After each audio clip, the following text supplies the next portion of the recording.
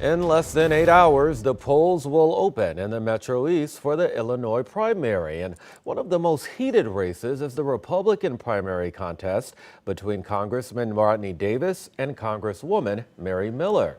Our political editor, Mark Maxwell, has the very latest on the fallout, especially following an incident that happened on stage, Mark. Brent, Congresswoman Mary Miller wanted to end and close out her campaign, her primary stretch, on a high note, celebrating that endorsement from Donald Trump. Instead, a gaffe on that stage with Trump has her campaign claiming she slipped up and misspoke when she called the Roe v. Wade Supreme Court decision a, quote, victory for white life. That remark drawing swift rebuke online, including from Congressman Rodney Davis, who said, quote, whether it's catering to the extremes, praising Adolf Hitler, having a convicted child sex offender serve as her personal driver, and now these comments, he says Miller has demonstrated she is not fit for public office. 5 on Your Side's political analyst Anita Mannion takes a closer look at that moment and explains what it might mean in these final hours of a bitter GOP battle.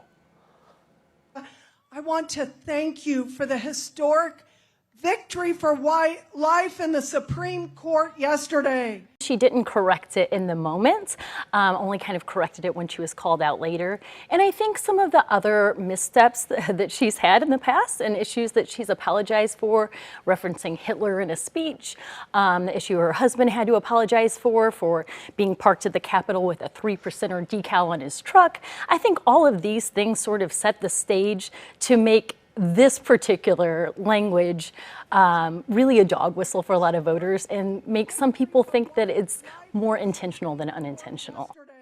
And why is this primary race one many people are watching? Because Illinois Democrats drew that new 15th district to pack as many Republicans into it as they could. That means whichever incumbent wins the primary tomorrow will very likely become that next member of Congress. Brent? All right, Mark, great work. Polls open tomorrow at 6 a.m. They close at 7 p.m. There are no voter ID requirements in Illinois. You can register to vote at your polling place tomorrow. You will need 2 forms of ID to do that. For more information on what you need to know before you head to the polls, text the word primary to 314-425-5355. 5 on Your Side will bring you complete election coverage and analysis as soon as polls close tomorrow night.